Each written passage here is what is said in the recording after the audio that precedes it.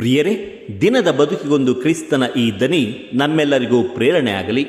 ಪೂಜಾ ವಿಧಿಯ ಸಾಧಾರಣ ಕಾಲದ ಮೊದಲನೆಯ ವಾರ, ಜನವರಿ 13, 2025 ಸೋಮವಾರ. ಮಾರ್ಕನು ಬರೆದ ಪವಿತ್ರ ಶುಭ ಸಂದೇಶದಿಂದ ವಾಚನ. 1ನೇ ಅಧ್ಯಾಯ 14ರಿಂದ 20ರವರೆಗಿನ ವಚನಗಳು.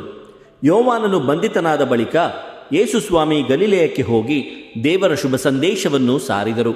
ಕಾಲವು ಪರಿಪಕ್ವವಾಗಿದೆ, ದೇವರ ಸಾಮ್ರಾಜ್ಯವು ಸಮೀಪಿಸಿದೆ, ಪಶ್ಚಾತ್ತಾಪಪಟ್ಟು ಪಾಪಕ್ಕೆ ವಿಮುಖರಾಗಿ ದೇವರಿಗೆ ಅಭಿಮುಖರಾಗಿರಿ, ಶುಭ ಸಂದೇಶದಲ್ಲಿ ವಿಶ್ವಾಸವಿಡಿ ಎಂದು ಘೋಷಿಸಿದರು. ಯೇಸು ಸ್ವಾಮಿ ಗಲಿಲೆಯ ಸರೋವರದ ತೀರದಲ್ಲಿ ನಡೆದು ಹೋಗುತ್ತಿದ್ದಾಗ ಸಿಮೋನನನ್ನು ಆತನ ಸಹೋದರ ಆಂದ್ರೆಯನನ್ನು ಕಂಡರು. ಬೆಸ್ತರಾದ ಇವರು ಸರೋವರದಲ್ಲಿ ಬಲೆ ಬೀಸುತ್ತಾ ಇದ್ದರು. ಯೇಸು ಅವರಿಗೆ, ನನ್ನನ್ನು ಹಿಂಬಾಲಿಸಿ ಬನ್ನಿ, ನಿಮ್ಮನ್ನು ಮನುಷ್ಯರನ್ನೇ ಹಿಡಿಯುವವರನ್ನಾಗಿ ಮಾಡುವೆನು ಎಂದು ಕರೆದರು. ತಕ್ಷಣವೇ ಅವರು ತಮ್ಮ ಬಲೆಗಳನ್ನು ಬಿಟ್ಟು ಯೇಸುವನ್ನು ಹಿಂಬಾಲಿಸಿದರು. ಇನ್ನೂ ಸ್ವಲ್ಪ ಮುಂದಕ್ಕೆ ಹೋಗುತ್ತಿದ್ದಾಗ ಜೆಬೆದಾಯನ ಮಕ್ಕಳಾದ ಯಾಕೋಬ ಮತ್ತು ಯೋವಾನರನ್ನು ಯೇಸು ಕಂಡರು. ಅವರು ದೋಣಿಯಲ್ಲಿ ಕುಳಿತು ತಮ್ಮ ಬಲೆಗಳನ್ನು ಸರಿಪಡಿಸುತ್ತಿದ್ದರು. ಕೂಡಲೇ ಯೇಸು ಅವರನ್ನು ಕರೆದರು. ಅವರು ತಮ್ಮ ತಂದೆ ಜೆಬೆದಾಯನನ್ನು ಕೂಲಿಯಾಳುಗಳ ಸಂಗಡ ದೋಣಿಯಲ್ಲೇ ಬಿಟ್ಟು ಯೇಸುವನ್ನು ಹಿಂಬಾಲಿಸಿದರು. ಪ್ರಭುವಿನ ಶುಭ ಸಂದೇಶ. ಕ್ರಿಸ್ತರೇ ನಿಮಗೆ ಸ್ತುತಿಸಲಲಿ. ಚಿಂತನೆ: ಪ್ರೀತಿ ಮತ್ತು ನ್ಯಾಯ. ಪ್ರಭು ಯೇಸುವಿನಲ್ಲಿ ಆತ್ಮೀಯರೇ, ಕ್ರಿಸ್ತ ತಮ್ಮ ಬಹಿರಂಗ ಜೀವನವನ್ನು ಪ್ರಾರಂಭಿಸುವ ಮುನ್ನ 30 ವರ್ಷಗಳ ಕಾಲ ಏನು ಮಾಡಿದರು ಎಂಬುದಕ್ಕೆ ನಾವು ಶುಭ ಸಂದೇಶದಲ್ಲಿ ಏನನ್ನೂ ನೋಡಲಾಗುವುದಿಲ್ಲ. ಬಹುಶಃ ಯೇಸು 30 ವರ್ಷಗಳ ಕಾಲ ಈ ಸಮಾಜವನ್ನು ಅಧ್ಯಯನ ಮಾಡಿದ್ದಿರಬಹುದು.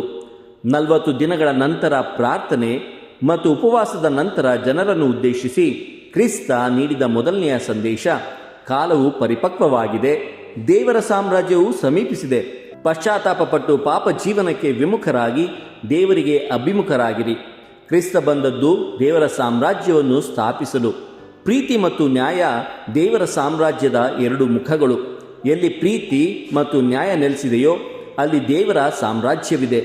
ಪರರನ್ನು ಪ್ರೀತಿಸುತ್ತಾ ನ್ಯಾಯಕ್ಕಾಗಿ ದುಡಿಯುತ್ತಾ ದೇವರ ಸಾಮ್ರಾಜ್ಯವನ್ನು ಸ್ಥಾಪಿಸುವ ಜವಾಬ್ದಾರಿ ನಮ್ಮದಾಗಿದೆ.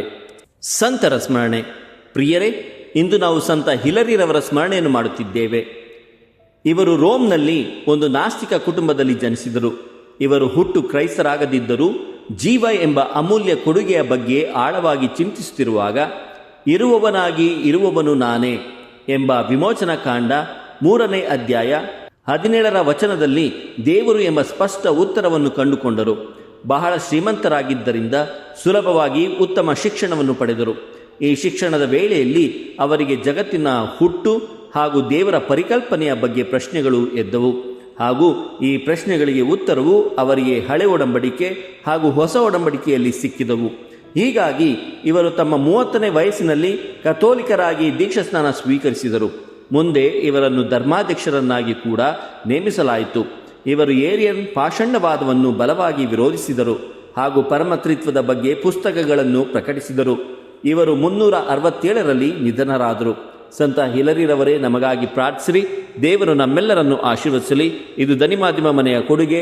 ಧ್ವನಿ ವಂದನೆಯ ಸ್ವಾಮಿ ಶಾಂತಕುಮಾರ್ ಜೆ, ಬೆಂಗಳೂರು ಮಹಾಧರ್ಮಕ್ಷೇತ್ರ. ಪ್ರಿಯರೇ, ಈ ಚಾನೆಲ್ ಅನ್ನು ಸಬ್ಸ್ಕ್ರೈಬ್ ಮಾಡಿ ಪ್ರತಿದಿನ ದೇವರ ವಾಕ್ಯವನ್ನು ಆಲಿಸುತ್ತಾ ಅದನ್ನು ಇತರರೊಂದಿಗೆ ಹಂಚಿಕೊಳ್ಳಲು ನಮಗೆ ನೆರವಾಗಿರಿ. ಧನ್ಯವಾದಗಳು.